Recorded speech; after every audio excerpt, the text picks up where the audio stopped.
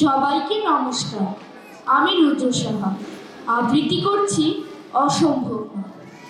লিখেছেন সুকুমার রায়।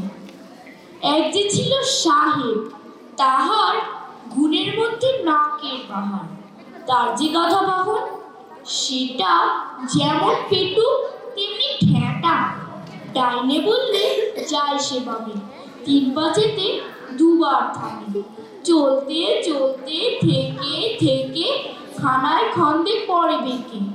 ব্যাপার দেখিয়ে ইতর সাহেব বললে, সবুর করো, মামদোবাজি আমার কাছে এ রোগেরও ওষুধ আছে। এই না বলে ভীষণ ক্ষেপে গাধার পিঠে বসলো চেপে। মুলোর ছেটে ঝুলিয়ে নাকে, আর কি গাধা ঝিমিয়ে থাকে। মুলোর গন্ধে টকবগিয়ে দৌড়ে চলে লম্ফ দিয়ে। যতই ছোটে ধরবো বলে ততই মুলো এগিয়ে চলে।